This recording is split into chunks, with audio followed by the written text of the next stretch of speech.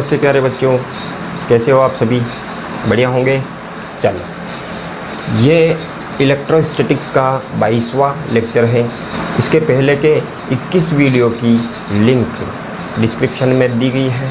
पूरी की पूरी प्लेलिस्ट है, उसमें जाके आप देख लेना। और ये गाउस के नियम को अपन पढ़ रहे थे, तो पिछली क्लास में भी अपन ने गाउस के नियम को ही पढ़ा था। ठीक है, गाउस के नियम का डेरिवेशन किया था, उसको अच्छी तरीके से समझा था। और इस क्लास में अपन गाउस के नियम से संबंधित कुछ महत्वपूर्ण तथ्य एग्जाम्पल्स को देखेंगे। ठीक है बच्चों, तो चलिए, ये आपका गाउस का नियम है। ठीक है, गाउस का नियम।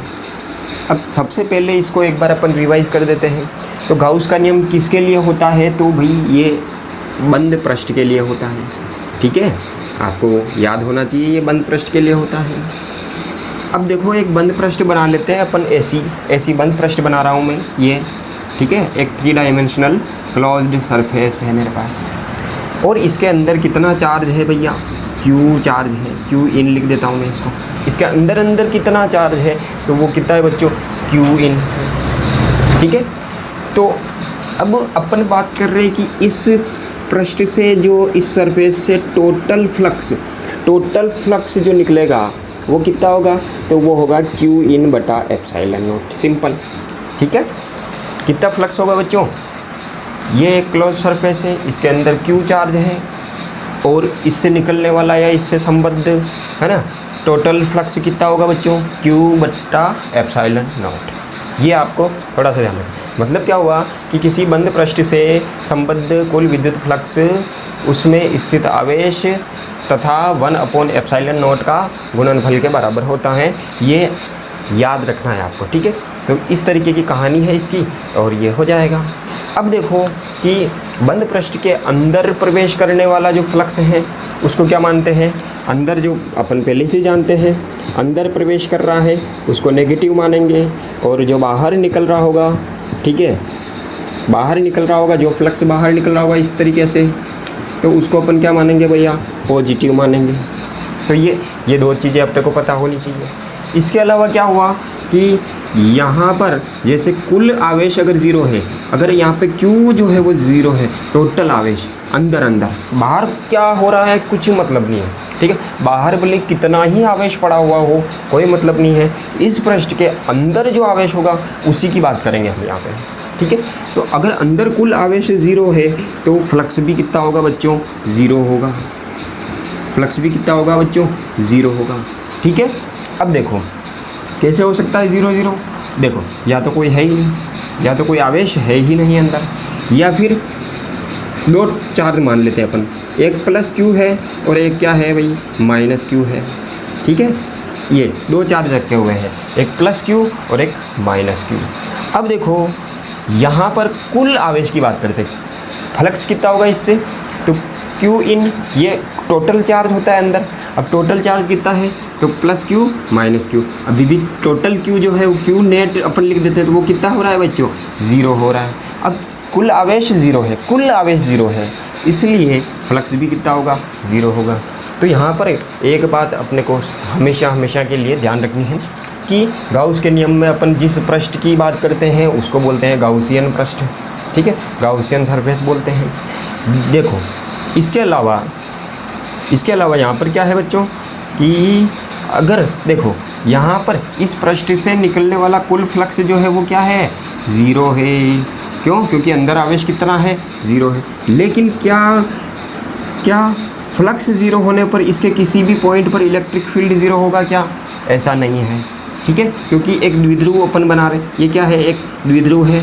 ठीक है, इलेक्ट्रिक डायपोल है, और ये कहाँ रखा हुआ है? इस बंद पृष्ठ के अंदर रखा हुआ है। तो कुल आवेश कितना है? नेट चार्ज कितना है? तो वो 0 है। टोटल चार्ज कितना है बच्चों? 0 है।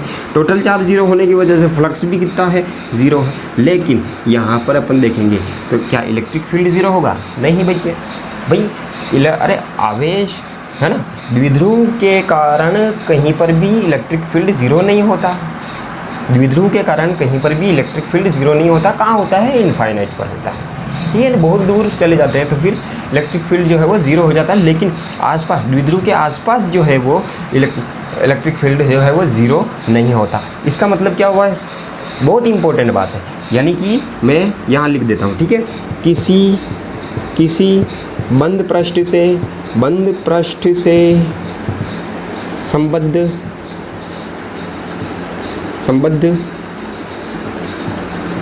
कुल फ्लक्स ज़ीरो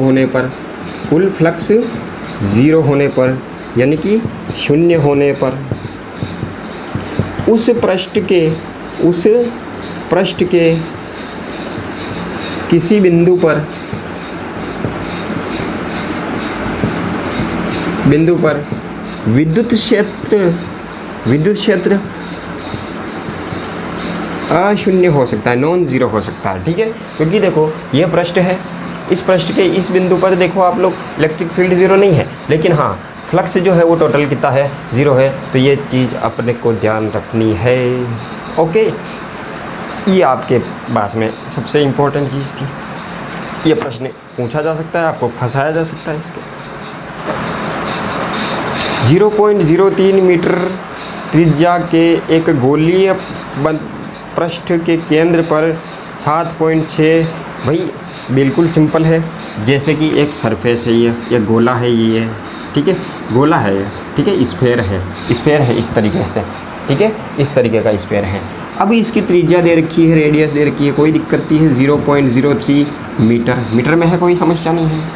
और इसके अंदर जो है वो आवेश कितना रखा है बच्चों, Q जो है वो मान लो यहाँ पे केंद्र पर है, ठीक है, और ये केंद्र पर कितना आवेश रखा है, 7.6 माइक्रोकूलम। कितना रखा हुआ है, 7.6 माइक्रोकूलम आवेश रखा हुआ है।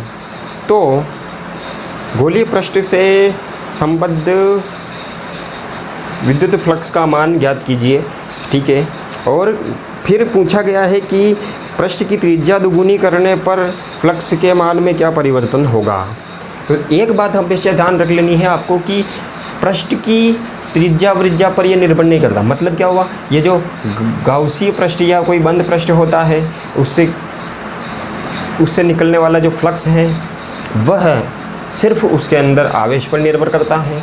बहुत अच्छी तरीके से ध्यान रखना है, किस किस पर निर्भर करता है, सिर्फ उसके अंदर किस पर निर्भर करता है, आवेश पर निर्भर करता है। आवेश विराम में है या फिर गतिशील है, कोई फर्क नहीं पड़ता, ठीक है, फ्लक्स वो का वो रहेगा। इसके अलावा क्या हुआ, पृष्ठ की आकृति यानी कि उसकी शेप कैसी है उस पर भी निर्भर नहीं करता, ठीक है, सिर्फ आवेश पर निर्भर करता है। आवेश गतिमान है या विराम में है उस पर भी निर्भर नहीं करता, बस होना अंदर चाहिए। आकृति पर निर्भर नहीं करता, मतलब गोलाकार हो, बेलनाकार हो, किसी भी टाइप की आकृति हो, ठीक है, ये क्यूब हो, क्यूबॉइड हो, किसी पर भी ये निर्भर नहीं करता है। और एक चीज़ और है, इसके आकार का मतलब क्या हुआ बच्चों, साइज़, ठीक है, तो ये साइज़ पर भी निर्भर नहीं करता। ये बहुत इंपॉर्टेंट पॉइंट्स है, ये ध्यान रखने हैं। मतलब कि त्रिज्या को 5 गुना बढ़ा दें, 10 गुना बढ़ा दें, कोई फ़र्क नहीं पड़ेगा फ्लक्स पे, ठीक है। आकृति को जैसे कि बेलन है और अपने स्फेयर बना दिया उसका, तो फ्लक्स पे क्या प्रभाव पड़ेगा, कोई प्रभाव नहीं पड़ेगा, क्योंकि आकृति में परिवर्तन करने पर कुछ भी नहीं होने वाला है। विराम में हो या आवेश या गतिमान अवस्था में हो उस पर भी कोई फ़र्क नहीं पड़ने वाला है, सिर्फ आवेश पर निर्भर करता है। आवेश है कि नहीं है, चाहे वो विराम में हो चाहे गतिमान में हो, बस, ठीक है। तो ये छोटी छोटी चीज़ें ध्यान रखनी है। अब अपना गाउस का नियम क्या है, देखो त्रिज्या की तो कोई बात ही नहीं है यहाँ पे। क्यों नहीं है बच्चों, क्योंकि हम बात कर रहे हैं कि ये आकार आकृति पर कुछ निर्भर करता ही नहीं है। बस आपके पास में एक बंद पृष्ठ है, कितना बड़ा है कोई मतलब नहीं, उसके अंदर आवेश कितना है ये है। तो सिंपल सा है बच्चों कि फ्लक्स फाई बराबर क्या होता है, क्यू इन बटा एप्सिलॉन नॉट। कितना होता है, क्यू इन बटा एप्सिलॉन नॉट, ठीक है। क्यू इन की वैल्यू कितनी दी, ये दी है, और एप्सिलॉन नॉट की वैल्यू आपको याद रखनी है, ठीक है। इसको अपन थोड़ा सा यहाँ सोल्व कर लेते हैं, यहाँ कर लें, ठीक है। तो फाई बराबर क्या होगा बच्चों, इस पृष्ठ से निर्गत फ्लक्स क्यू की वैल्यू कितनी है 7.6 और माइक्रोकूलम में है, तो ये हो गया बटा एप्सिलॉन नॉट। गड़बड़ हो जाएगी भैया। इसको कैसे सॉल्व करोगे, देखो है ना, बहुत ही चालाकी से अपन सॉल्व करेंगे। इसको भी अपन देख लेते हैं इसको, ठीक है। ये तो कूलम में हो गया, बट इसका मान कितना है 8.85 × 10⁻⁻12। अब ये तो बड़ी चुनौती वाली बात हो गई कि इसको सॉल्व कैसे करें अपन लोग, क्योंकि इसका भाग लगाना तो बड़ा कठिनाई वाला काम हो रहा है। तो ध्यान रखना है यहाँ पे, क्या ध्यान रखना है, एक काम हम कर सकते हैं यहाँ पे बच्चों, क्या है, क्यू इन तो ठीक है भैया, अपन एक काम करते हैं 4 पाई का जो है, देखो एप्सिलॉन नॉट है ही, 4 पाई का ऊपर नीचे क्या कर देते हैं, गुणा कर देते हैं, ठीक है, 4 पाई का ऊपर नीचे गुणा कर देते हैं। अब देखो 1/4 पाई एप्सिलॉन नॉट किसके बराबर होता है, वो आपको याद रखना है, 9 × 10⁹, ठीक है। तो ये देखो सिंपल सा है भैया, ठीक है, इसका मान ध्यान रखना है, तो ये हो जाएगा 1/4 पाई एप्सिलॉन नॉट, ठीक है, सिंपल लिख देते हैं इसको, और इंटू क्या हो जाएगा, 4 पाई इंटू क्यू इन। अब देखो सॉल्व करने का तरीका ये, आपको लिखना ऐसे ही है, और बराबर में आंसर की कौन सा लाना है, तो बराबर में क्या लिखना है वो सॉल्व कर रहे हैं यहाँ पर, ठीक है। तो 4 पाई से 4 पाई नहीं काटना है आपको, 1/4 पाई एप्सिलॉन नॉट की वैल्यू कितनी है, तो ये है आपका, ये रफ काम कर रहे हैं अपन, 9 × 10⁹ इंटू क्यू इन की वैल्यू, अच्छा ये तो हो गया इसका हिसाब, तो इसका हिसाब तो हो गया 1/4 का इसका। अब 4 पाई की वैल्यू कितनी है, तो 4 × 3.14 इंटू क्यू इन की वैल्यू कितनी है, 7.6 × 10⁻⁶।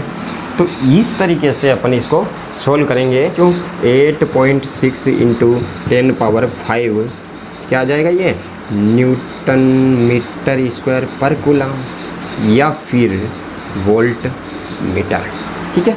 ये फ्लक्स निकाला है, तो कैसे निकाला, Q/ε0 को डायरेक्ट सोल्व नहीं करना है, थोड़ा सा जुगाड़ कर लेना है। अगर देखो ऐसा क्वेश्चन आपको दे दे, क्यू इन दे दिया और ε0 आपको पता है, ठीक है, और इसको सॉल्व करना हो तो ये काम करोगे या फिर ये वाला जुगाड़ करने वाला काम करोगे, तो मुझे लगता है कि आप जुगाड़ वाला काम ही करोगे, क्योंकि स्मार्ट बच्चे जुगाड़ वाला काम कर पाते हैं, ठीक है। तो ये छोटा सा प्रश्न था, इसको आप देख लेना अच्छे तरीके से। अगला जो प्रश्न है वो क्या है, देखो वो मैं पढ़ दे रहा हूँ यहाँ पे। चित्रानुसार एक बिंदु आवेश Q एक अर्धगोलीय पृष्ठ के केंद्र पर रखा हुआ, यानी कि एक हेमीस्फीयर है, ठीक है, हेमीस्फीयर है एक, और उसके केंद्र पर रखा हुआ है, ठीक है, जैसे कि ये आगे पढ़ लेते हैं इसको। पृष्ठ से पारित कुल विद्युत फ्लक्स का मान ज्ञात कीजिए। बहुत ही आसानी से इसको आराम से कर सकते हैं। देखो ये एक खोखला गोला है, ठीक है, एक खोखला गोला है, ये खोखला गोला है, और ये है आपका, ठीक है, यहाँ पर इसका केंद्र है, ठीक है, ये खोखले गोले का केंद्र है यहाँ पर, ये इस कटोरी टाइप का है, यहाँ पर एक क्यू आवेश रखा हुआ है, कितना है, क्यू आवेश रखा हुआ है।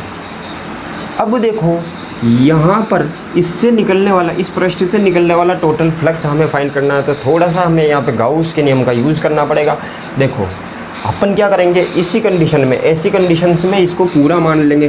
देखिए मान लेते हैं कि इसको पूरा बना लेते हैं, तो कैसा होता है, ये ऐसा होता है, ये होता है, ठीक है।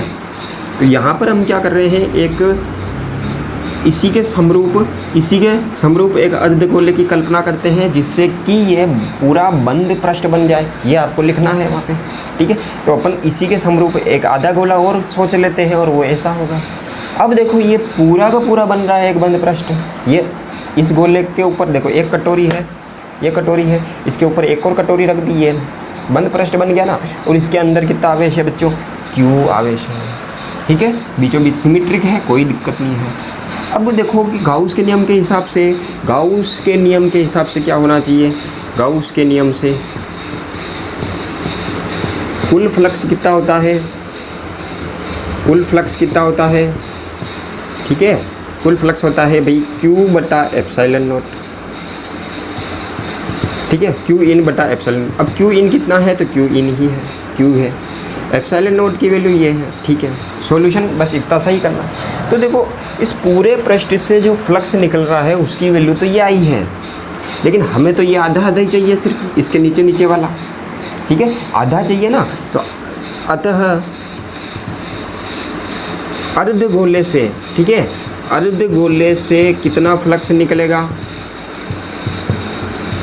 अर्धगोले से कितना फ्लक्स निकलेगा, तो ये होगा, अरे भैया Q/ε0 का क्या है, आधा, पूरे से कितना निकल रहा है, Q/ε0, तो आधे से कितना निकलेगा, इस नीचे वाले हिस्से से कितना निकलेगा, तो वो हो जाएगा आधा, यानी कि ये हो जाएगा, ये आपका आंसर हो जाएगा, ठीक है बच्चों। तो इस तरीके से आप इसको आराम से सॉल्व कर सकते हैं।